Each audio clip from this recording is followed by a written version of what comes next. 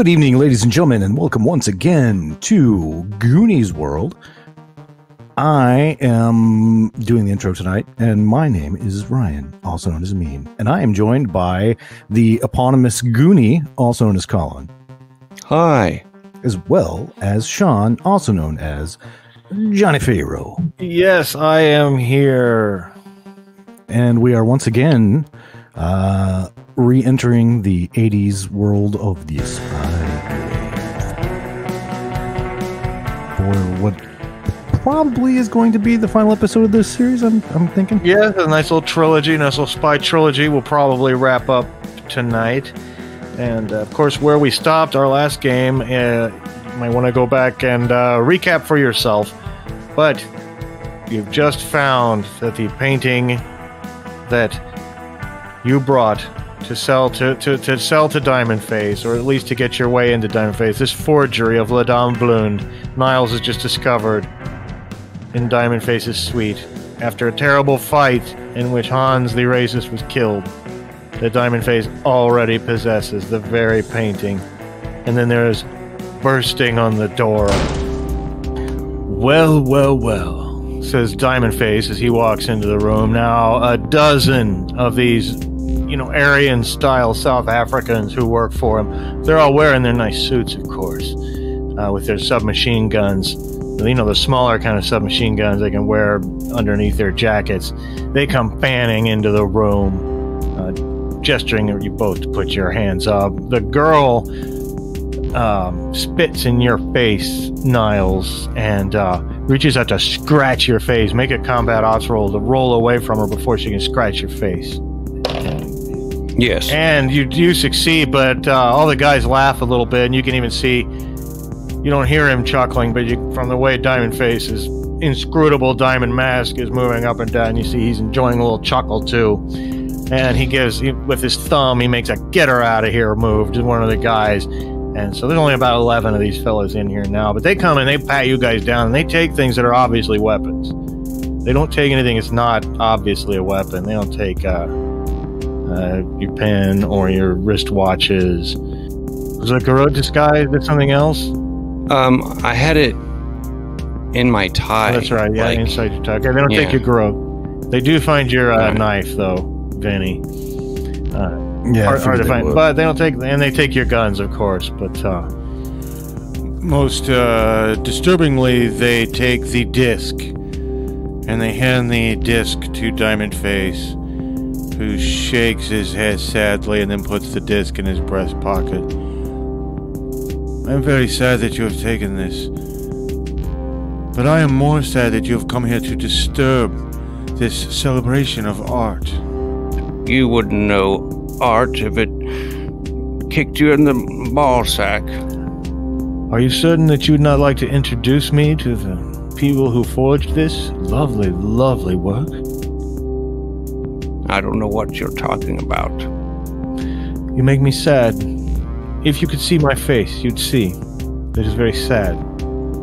Oh, well, I'm so sorry. Why don't you just take off the mask so we can see your face? One of the guys does that thing where they jam you in the back of the knee, and fall to the ground. And he was, no, I'm afraid that would be most disconcerting for you. Most disconcerting.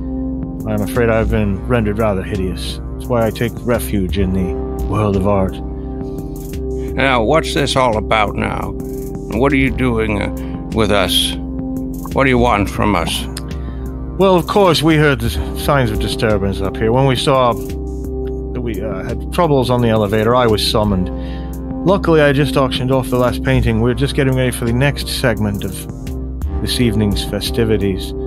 As you may or may not be aware, there's a certain market that occurs here each year. And I've arranged... Yes, I've arranged for you to have a fate some might consider worse than death, says Diamond Face. You will be sold. You will be sold at slave auction to a particularly loathsome and dominant Turkish gentleman, who I just happen to know. But first, of course, they're going to want to see how fit both of you are. I'm afraid, old man, he says to you, Niles, you probably won't live to see the next morning, but you And he walks around you, Vinny, kind of semi-grossly, inspecting you. You've got a fine form, a fine physique. I think you just might make it through the trials ahead. Nevertheless, I wax rhapsodic. Please do not ever let me become one of those people who delivers a monologue, eh, boys? And all the rest of his boys laugh. And you have to pretend he's doing this with a badass South African accent, because I just can't do it. But his is impeccable. And you don't have to give us a monologue, but maybe you could just give us the bare details of what this is all about. We've done nothing wrong. We just, I am a pornographer, as you were told, and my friend here is a traitor. Oh, yes. Oh, yes. You're both traitors. Traitors with a T. Traitors to the truth. I just assumed the jig was up when he came up here. I just stopped doing the French guy. I mean, that's right. I like this gentleman. I don't know this. I don't know him.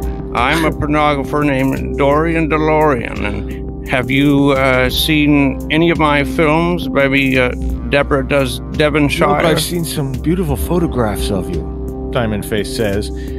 I happen to have met a lovely young photographer recently. I believe you may know her. You were on several rolls of film. I have those pictures of you circulating right now amongst some friends of mine, some very highly placed friends. I'm quite certain by dawn we'll have some good idea who you are, or at least, and he looks derisively at you, Niles, who you used to be before you became this. Your friend, however, I do believe he has spunk. He could last through the night. So you, man, I'm afraid. Well, I've got plenty of spunk. Well, I don't think you'll ever get a chance to use that spunk again, says Diamond Face. And then he does a dismissive gesture, almost feminine, dismissive gesture with his hand. It waves. He doesn't say, take them away, but that's exactly what's implied. And come here, you! Those guys grab you and bustle you down the hallway and into a stairway there. You were on the 9th floor already. They bustle you into a metal stairway. You can hear this, echoey concrete stairway, but it only goes up around one turn. And you're right out on the roof. And you're immediately thrown into what's basically a dog cage. And you can see that the whole roof has been done over. Diamond Face has used his massive wealth to probably just bribe the authorities in Macau, such as they are, to completely ignore what's happening up here, because they've got a massive cage set up on the roof with improvised stands around the cage. And not only those several dozen people you saw at the party, but quite a few more are up here on the roof. This cage, it's not the one that you're in. This is a great big central cage. There's little lines of dog cages outside. You can see there's some down on the other side and some on this side, and there's people sitting in them. You heard rumors that among the decadent things they do here, like eating baby pandas and California condors and Komodo dragons, they witness gladiatorial combats. And it doesn't take much guessing once you're thrown into that first cage to realize that you're destined for this. Familiar voice, Diamond Face's assistant, Dr. Honey Ho, comes up to the cage right behind you, Niles. Of course, you both are in the same cage. I'm so sorry to see you go this way, she says to you, Niles. Yes, Isn't there anything you can do? Oh, I don't know. Are you certain you don't want to tell us the names of your associates? Yeah, fine. I'll tell you everything. The name of my associate is Jim John Journey, and and I work for Gibbleflart Part. I can see there's no reasoning with you, Honey Ho says. I've told you everything I know. You can't truly be the daft old man you pretend to be. Maybe you've got some step left in you. You know, I think I'll fight you myself tonight, says Honey Ho. Oh, that's a mistake, honey. Well, suddenly there's a commotion. The stands are starting to fill up. These big lights have come on. 'Cause remember, it's night. There's these great big floodlights on this main cage, which is not huge, I mean, but it's like 35 feet square. And the commotion is because there's some of these goons, these South African goons, pushing a guy towards your cage. And they open the door and throw in someone you recognize. It's Avi.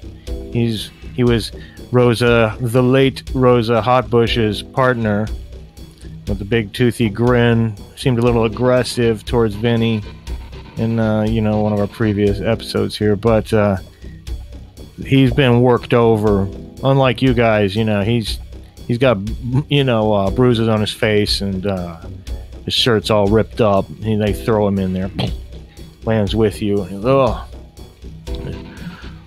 so they've got you too. First thing he looks immediately at the button on your jacket, Niles, what you used to take the photographs of the Nazis with, and sees that it's intact. What is this? Gladiatorial combat? Are we in ancient Rome all of a sudden? Says Avi. Well, I don't know, but I think it's time to, drop the bullshit. And you with Mossad, yeah? Yeah. I don't expect to live through the night. I just want to detain them. I just want to entertain them here long enough for Rosa to get out. She's investigating his quarters as we speak.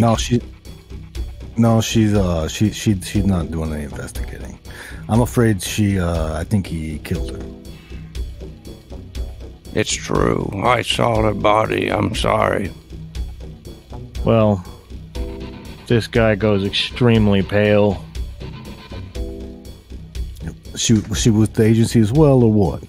He wanders into the corner of the cage and slowly kind of didn't quite fall down, but just slumps to the ground and leaning up in this corner of the cage, puts his head in his hands for a moment. He's muttering something in Hebrew. You don't know if he's praying or what. But suddenly the lights have come on. There's some loud rock and roll music that has started, and you hear some barely audible announcements from a PA system, and some guys thrust both of you out of your cage into the larger cage. Unless you want to, hoping to limber up a little first. Well, you get no chance for that. You're roughly pushed. In fact, Niles, because of your age, I'm going to age discriminate against you. Make a combat ops roll when they push you, just so you don't stumble out into, Vinny gets to proudly walk out onto the arena. You might, be humiliatingly pushed out. So go ahead and make a combat ops roll. You're old. 2. Oh, well, you don't. You manage to take it with dignity. But, looking around at the evil faces around you, including the dinner guests who you dined with, last night, like Hans Skirmish, the arms dealer, there's Dr. Lobo, the heroin dealer, and Miss Peabody, the posh British slave dealer who you dined with. But, quickly, young man, I implore you. You look over Vinny towards the cage, the edge of the cage, and Dr. Otto von Hammer, the eminent psychologist and art critic, is there, and he goes, "Do well, young man. I have bet a great deal of money on you. I still have high hopes of painting you. I believe that you will conquer against your opponent." I'll do my best. Yes. You have at least one person here cheering for you. Okay, so on the other side, however, the crowd cheer goes up even louder because the other cage is open, and Honey Ho has changed into this like old school what do you call a karate outfit? Is there a name for that? Like a gi? Old school gi, but it's like it's all it's all blinged out, you know what I mean? Evil Knievel style. And out of the other caves was the biggest guy you've ever seen in your life, just in terms of his height. He is gigantic. You hear him referred to over the intercom as Baron Cosmo, the Zulu warrior. You don't know if this guy's really a Zulu, but he certainly looks the part, only he's a little wider than you expect a Zulu to be. And nobody is armed, and they're all just wearing street clothes. But a bell rings, and both of those opponents just rushing towards you. But it's big enough cage to where I want to at least ask you how you're bracing yourself, or if how you're going to do anything. Try quickly, first before this happens. It'll take them a couple of seconds to cross the field of the cage to hit you, so you got a minute to react. Yeah, I'm gonna pull that garrote out of my necktie. Oh, big old cry foul goes up from the audience, but they're also villainous people, and they like that too. So, well, I should have mentioned that. Maybe discreetly try to do it. It's a little late for that. You couldn't help the drama, I guess. They don't necessarily know it's a grove. They think you're getting out the tie to use as a weapon, is what they think, and they like the resourcefulness. What about you, Vinny? What are you doing? Well, they took all of my potential. They took your weapons. Well, there's one weapon they couldn't take: your body. I suppose that's true. So I believe Honey Ho is going to try to go for Niles. What about Ave? Did they release him as well? Not yet. Okay. I guess I'm going to go for the big guy. I'm just going to run directly at him. And that also gets a roar of approval from the crowd. And you guys smash into each other. Both of you, we're going to start with you two, with Baron Cosmo, the giant Zulu, and you, Vinny, as you crash into each other in this headlong charge. And both of you make combat ops rolls. I'm looking for the lower result here. What do you get? We just got an 8, which is not good. So what I want to do is run at full speed towards Baron Cosmo, and then just as I'm approaching him, jump into the air and do one of those turn my body horizontal and just feet first towards him and just slam into his stomach or chest or / groin area with my feet. Did you learn that at the Jersey YMCA? Yeah, probably. Yeah, I mean, they taught all kinds of fancy. I love stuff. the move, and so will the crowd. You're going to end up as a slave in their minds, so your value is just going up and up at this point. And you said he rolled an 8, which is not what. I mean, unless you roll worse than that, and I don't see how you can. I didn't. I rolled a 7, which isn't much. It isn't much better, but you do come up and boom, crash right into him, knocks him back prone onto the ground in front of you. He looked like he's a little bit battered up, a little bit scratched up. But meanwhile, Honey Ho does a flying kick as she rushes. You know, the classic flying kick, and screams in a high-pitched voice, aiming right for your face, Niles. And you, please, make a combat ops roll as she comes in. I'm looking for the lowest roll between the two of you. She just rolled a 5. I failed. I got a 7. Oh, no. Well, now you are... what's the first... The character sheet's not in front of me. What's the first stage in your... You're either fine or hurt or dying. Is that it? Yeah, well, you're... Fine. Yeah. You're hurt. Boom.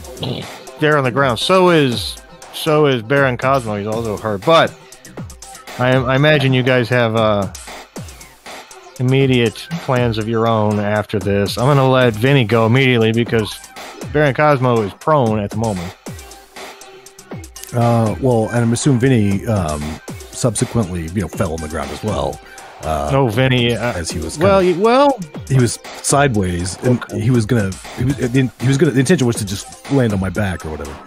So I'm gonna do like that martial arts style kick up, where you're like, I don't know. I'm sure Colin knows what I'm talking about. Where you're like, you rock on your back and then jump up to your feet. Okay, yeah, totally. I see that. One swift move, and as seeing as Baron Cosmo is prone and Honey Ho has just injured Niles, how far away is she? Well, I say it's maybe about 30, less than 20 feet away. Why? I was hoping she was close enough for me just to do a standing roundhouse kick to the back of her head, but that's probably a bit far. So rather than do that, I'm going to try to run up behind her and put her in like a headlock. You rush up behind little Honey Ho, and both of you make combat. Oh! Well, go ahead and roll just to see if you also get a 1. No, I did not. She got a 1. So what happens? She ends up, like flipping you over her back, and you land on Niles, much to the amusement of the crowd. Meanwhile, Baron Cosmo gets back up. Now you can see on the other side of the cage, there are other cages. As I said, much like Avi waits in one, there's a couple other people waiting. And there's a much bigger cage beyond that, but it's got a great big blanket draped over it. You got a bad feeling about it. And that being said, you're both hurt. You're looking up at these two. What do you guys do? Who wants to go first? She's already standing over you, laughing scornfully, and Baron Cosmo is stalking towards you guys like they feel like they're going to finish you off. I would like to try to whip my rod around her ankles and make her fall over. Well, that's a good idea. Go for it. Oh my. Uh-oh. Yeah, I rolled a 10. Oh, how could you roll a 10? She rolled a 9. I was thinking, he's got it. Yeah, no, well, I'm afraid. Got any luck points? Yeah, I'm going to spend a luck point on that. Let's not forget our luck points. Motherfucker, I rolled a 10. Oh, well. God damn. You want to spend your last luck point? You want to save it? I got to save it in case... Well, you should probably save it, because the worst thing that's going to happen is she just jumps over it like it's a little jump rope, and, you're unable to tangle her feet. But meanwhile, what are you doing, Vinny? Well, if she jumps in the air over the garrote, I'm going to hammer fist her legs while she's in the air so that she, see if I can get her on the ground that way. Go for it. Don't forget that you've got this big Zulu guy coming right up, too. I rolled a 4. She rolled a 5. So, boom! She falls back onto the ground. Zulu guy comes rushing up, the clothesline. Well, you're both on the ground, so he comes up to do where he jumps up in the air and then lands on both of you guys with his elbows and your necks or faces. And please make a combat ops roll to jump out of the way. Ooh! I got a big number 2 over here, though. Well, I got one. Nice. Vinny deftly rolls out of the way, much to the delight of the crowd. What about Niles? No. Well, yeah, 6. Bam, Niles. Your throat and upper chest feel just so crushed. You almost black out for a second. You feel like you're dying. And you are in that category now. That doesn't mean you're, can't do anything, any penalties, but one big major injury, a little scratch you can handle, but you feel like it might be the end of your long career. And how is he positioned? He's right next to you with his elbow on your body. You're both prone. Is he standing over me? Oh, he ran over, and you guys were both prone. He ran over, he jumped up in the air, landed on you with his elbows. Okay, so he's down on the ground with me, and I'm going to try to garrote him. All right. You just wrestle around with him on the ground. What do you got? I got a 6 over here. I got a 6 as well. Ties go to the players, fails. as we have established, so... It still fails my roll, though. That's too bad. Oh, no. Well, of course, Vinny, you can see this now. He's in a life-or-death struggle with Baron Cosmo.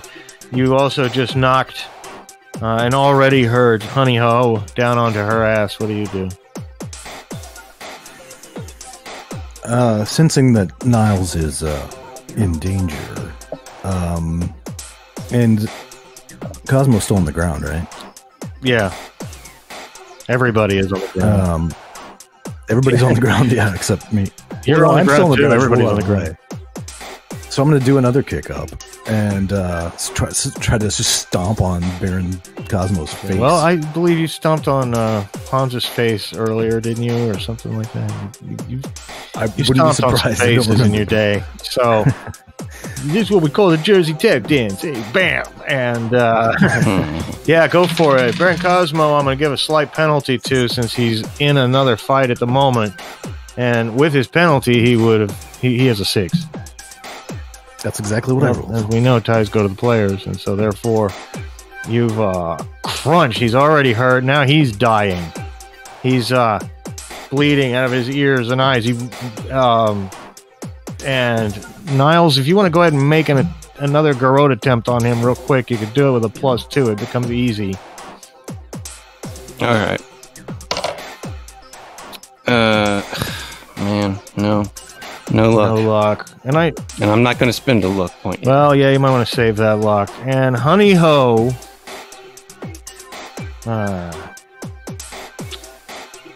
jumps to her feet, tries to jump onto your... unless you also roll a 10, Vinny, she's not going to jump onto your back and start biting your neck. Because she just rolled a 10 when she tried to do so. So of course, I waste my 1 on that. Well...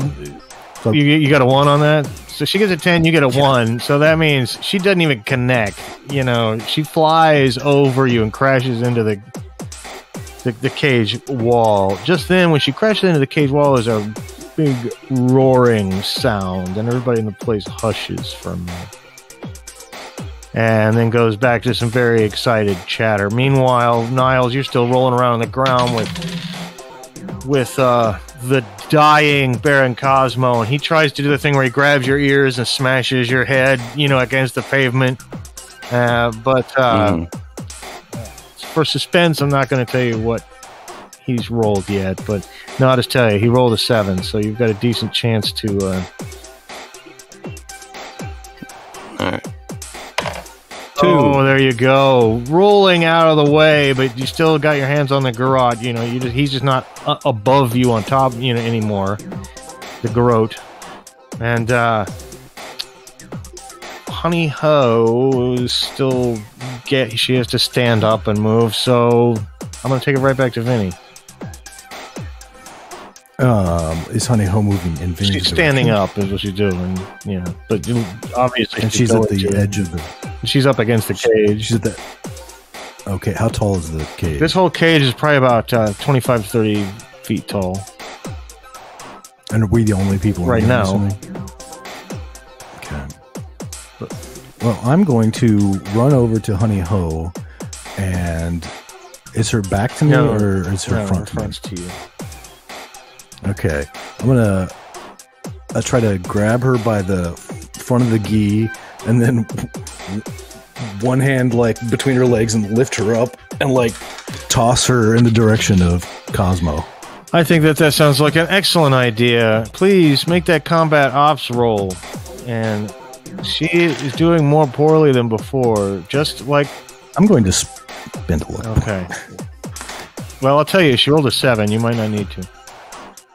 No, I rolled a 9. Yeah, probably want to. Because it's you got to throw, not to make. I rolled a fucking 9 again. Oh, well. You want to spend your last luck point? I'm going to do it. You're out of luck. I probably shouldn't.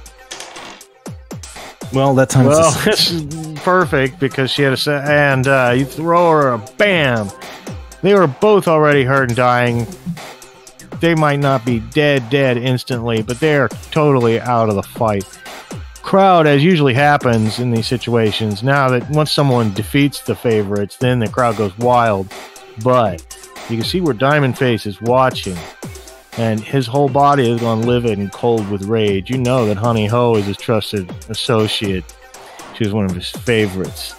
And Diamond Face himself cries out, "Fine, they shall fight the lion."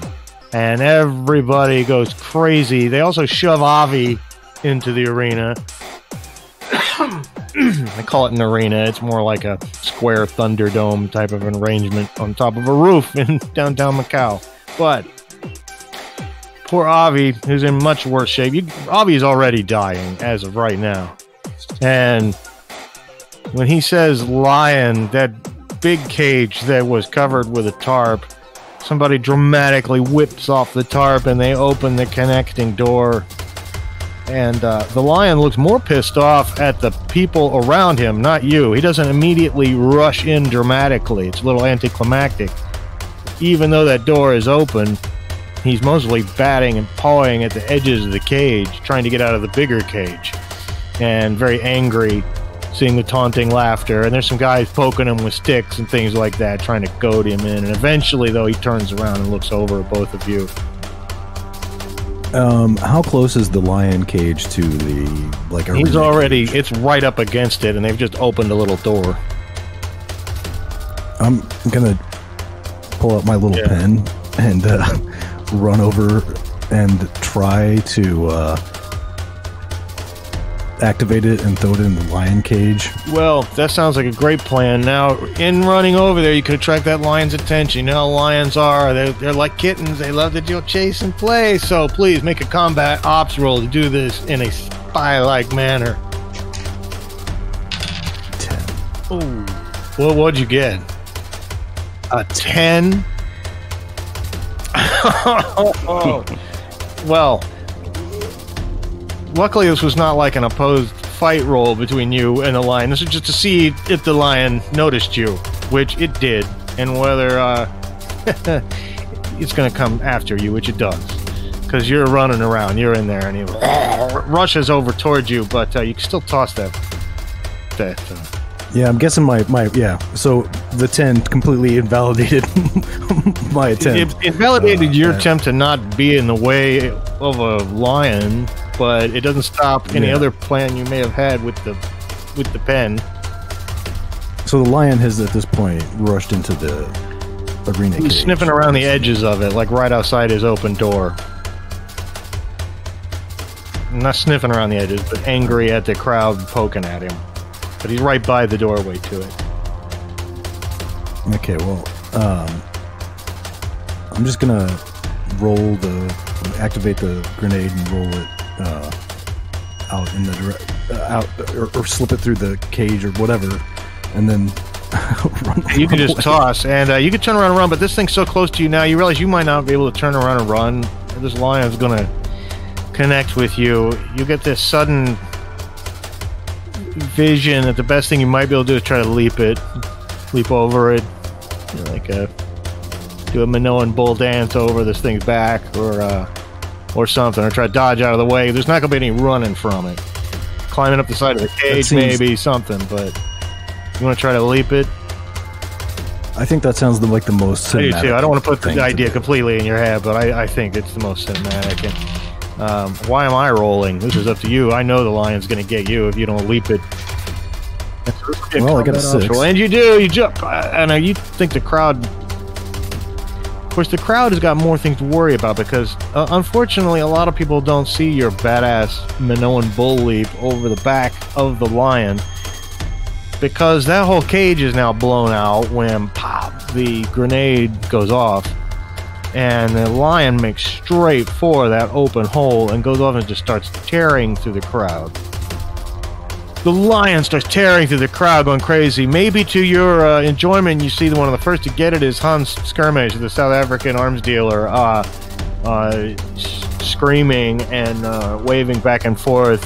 People are making a mad panic for the one stairway, that leads down from the roof into the 9th floor, and it has become utter pandemonium. But you see Diamond Face, he was right there. He's the one who ordered the lion in. Look back and forth in kind of a blank panic. He's got 4 of his big burly bodyguards close to him, and they all do that bodyguard dance where they're all trying to surround him and keep an eye out and everywhere at the same time. But I think that the lion is causing everyone to be totally distracted, giving you guys a chance to do something. Niles, you were able to stand up, and you're standing there with Vinny, and what do you guys do? How many guards? Bodyguards? Just around Diamond Face. Now there's only 4 of them. This was an unexpected development. He's got at least a dozen guys that you've already seen, but they are not standing right next to him right now. And keep in mind, this roof is utter pandemonium. Even getting from one place to another outside of this cage is going to be hard enough. You probably don't have more than those 4 guards to worry about right now. Well, I'm out of luck and I'm hurt. I'm dying, but as long as I'm not dead, I'm gonna run over and I'm gonna try to use my garrote as a whip and whip the bodyguards if they're surrounding him. Well, maybe that's some of that wisdom and grit that Alexander Keene is hoping will rub off on the young Vinny, because yes, sometimes spies must pay the ultimate sacrifice. Every mission when they go out, they just might have to sacrifice themselves. Maybe both of you will have to die. Although you hope it's for something more important than a painting in an illegal art auction. Nevertheless, you go rushing out there to whip these guards out of the way. Make a combat ops roll as they raise their forearms up, but the girl hits them in the arm and probably scratches them or cuts them a little bit. You gotta get no. You sound like you're not happy. I sound like I rolled the 10. Oh, another 10. Well, unfortunately, you know that I think the most embarrassing thing would be that you slip and fall and hurt your hip, and all the 4 bodyguards laugh at you, and Diamond Face shakes his head and says to his master, "I told you, my friend, you would not live through the night." And he gets out a diamond-coated pistol. Vinny, you can, of course, see all this. You're not that far away. What do you do?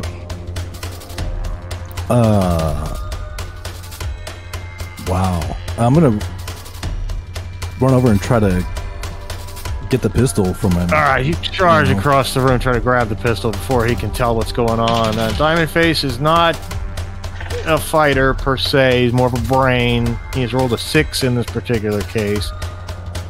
Well, and 6 was his max limit anyway. And so, with a great cry of anguish, the gun slips from his hand into yours. He instinctively, even though you already saw him put the disc in his pocket, he betrays himself by instinctively reaching up towards the breast pocket where the disc is. And Niles, you're laying on the ground. What do you do? I'm going to whip. I don't think I'm good enough to whip his whip the computer disc out of his pocket, but maybe not out of the pocket.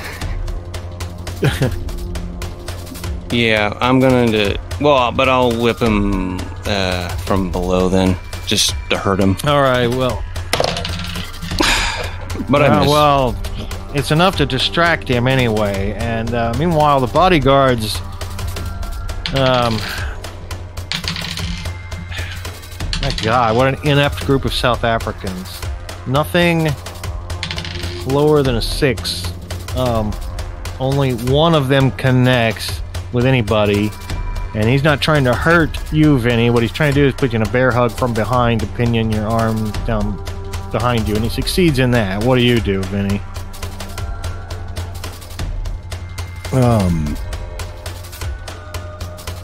So he's got me from behind, like around the Yeah, body. he's got like the bear hug that pins your arms to your side. Well, even with my arms pinned to my side, I imagine I can like take the gun and like get it turned around and like point it into his abdomen and shoot it. Yeah, more like maybe his upper thigh or something, but sure, you're definitely going to hit him. I'm only really making you roll to see that you don't accidentally shoot yourself. Yeah, Shoot myself, otherwise yeah. you're going to hit him. Well, I got a 7, which is what I needed. Cries out and lets go of you. Niles, you just whipped Diamond Face and surprised him. He looks...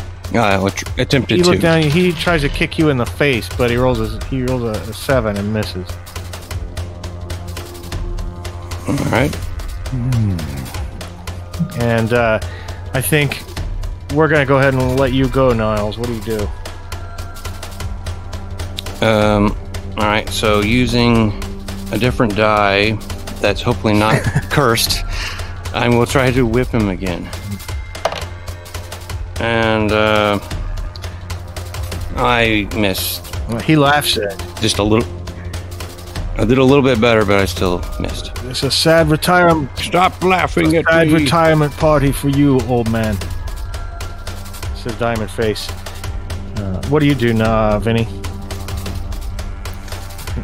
I just start waving the gun at all the bodyguards that aren't shot currently, and as well as Diamond Face. I'm like, all right, everybody. Now get down on the ground, get down on your knees. I don't want to have to shoot anybody else. After a pause, now you can see the eyes through Diamond Face's mask, and just the sheer rage and humiliation in them is perhaps satisfying to you.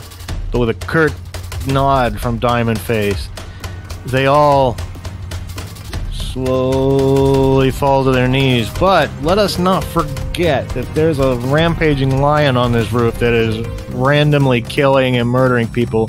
It's just that luckily for you right now, he's on the other side of the roof where the giant crowd is jammed up in front of the one doorway that leads down the stairway you came up to get here. But let's not forget that tableau in the background. And yeah, they all, you've got them cowed for the moment. Fine, what is it you want? No. This is Diamond.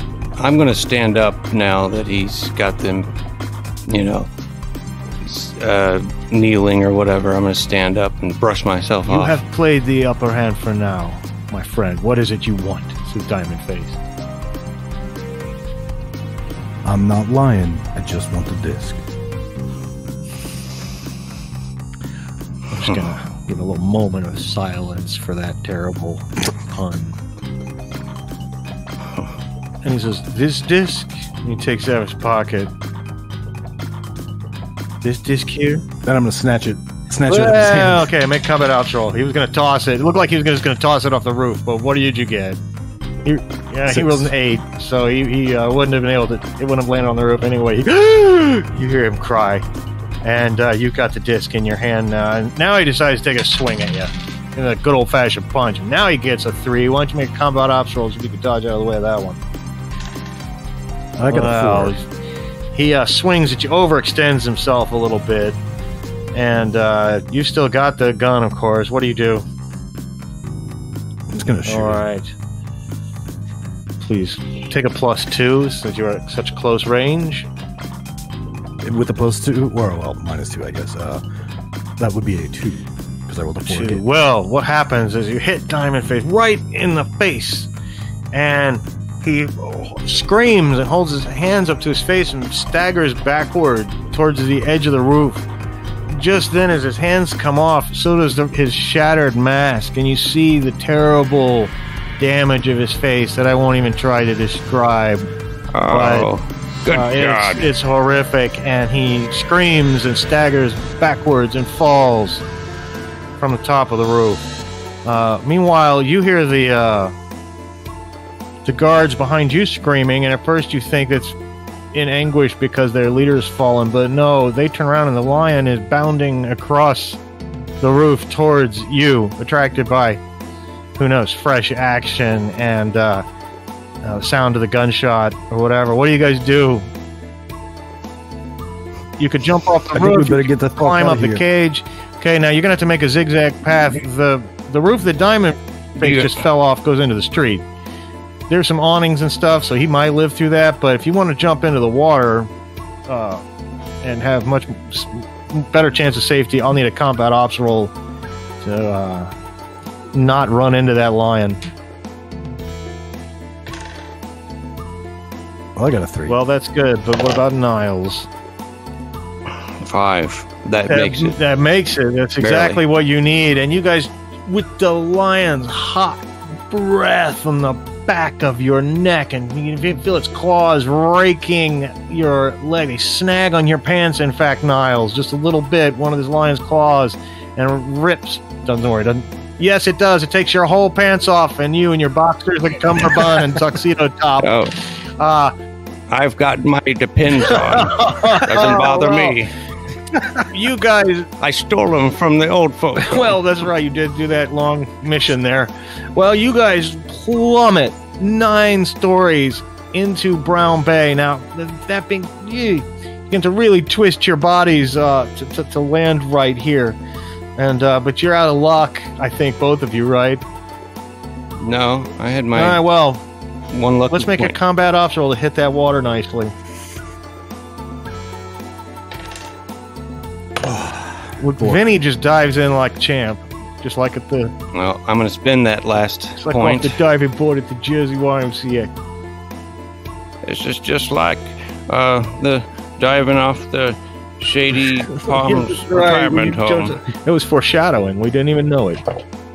Oh, and I rolled a 1. That's perfect. You do like a pirouette in the air.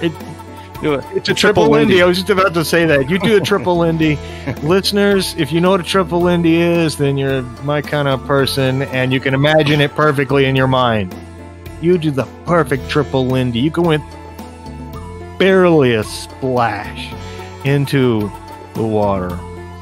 And I would like to narrate that while leaping, or after leaping off the roof and falling towards the water, Vinny's gonna like toss the diamond pistol and then like try to find, like, as he's falling, like, and contorting his body to make a dive. He's trying to like find a place to put the disc where it's not gonna get damaged. oh boy, I don't know what really happens to discs if they get too wet, but maybe behind his cummerbund, that's nice and thick. You guys are in formal wear, cummerbund down the pants, right above the, right into the pubic hair area, maybe the safest place. But with a great splash, you guys splash into the Brown Bay. Yeah, now it's really brown because of these adult diapers. And I think we're just gonna let that scene fade out and cut back to a fishing boat on the way to Hong Kong in the Brown Bay the next morning. You may have heard of the Fisher Girls. They go out really early and they do their fishing, usually young unmarried girls in the late teens. It just so happens that a boat of the Fisher Girls picked you guys up as you swam out into the bay. They go out real early, in the morning. And you guys can use your communicators to contact Keen if you need to at this point. And of course, pick up. You do have the disc. Of course, the painting's been lost, and the La Dame Blonde will remain lost, the real one, because who knows what happened to it now. Unfortunately, there's quite a few ex-Nazis and heroin kingpins and white slavers and people who escaped, but now hopefully with this disc you can the Agency X can at least hurt them where they really feel it in their Swiss bank accounts. But do you want to call for help, or would you rather just enjoy an afternoon with these young Chinese Fisher Girls? Well, you already know the answer. Fisher Girls for me. Well, I think I'm gonna call Keen. I mean, we're gonna have to get on a flight back to the States anyway. So, yeah.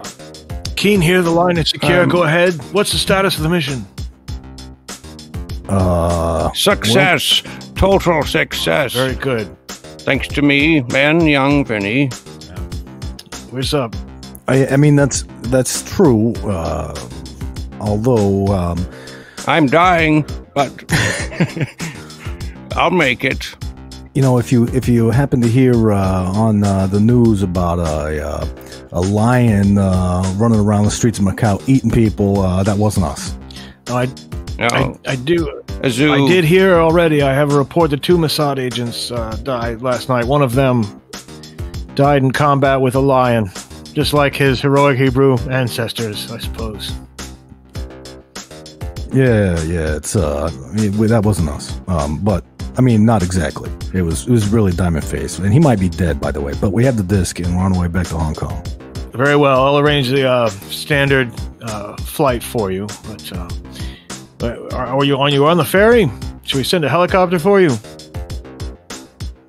No, we're just hanging out with these fishermen or ladies. I think we're just gonna, relax. I understand. For a bit. I understand perfect. We're gonna. She's going. One of these ladies is going to give me her pants to wear. Yeah, Niles kind of lost his pants on the line. Believe me, I've known Niles for decades now, and I cannot count the number of times that Niles has lost his pants in the line of duty. In the line of duty? Gentlemen, I congratulate you. And quickly, let's get you back home and get you rested up for your next mission. I have something in mind already for you. All right. Well, just tell us when to be at the airport. We're gonna, take a leisurely float back to the Hong Kong and, maybe catch some fish or something. Well, a leisurely float you do have. That wasn't meant to be. A leisurely float you do have. I'll just talk right through that one. Leisurely float you do have. And you don't catch any fish, though, because you're too busy having sexual relations with Chinese girls. Like every good 80s spy thriller ends with the heroes doing something like this. Your last spy game ended this way. And again, we're back in a multiple partner romantic ending for the spy game. I think we're establishing an uncomfortable and anachronistic tradition here. But we have, of course, in this group, the walking anachronism, Niles, and we know that he will live for at least another mission someday. And that will be it for this episode, I guess. Do we want to announce what we're playing next time, or do we want to leave ourselves wiggle room? No, a little wiggle room never hurts. We'll leave a little wiggle room. If you want to find out, tune in next week, but it could be very meta. All right. Bye, everybody.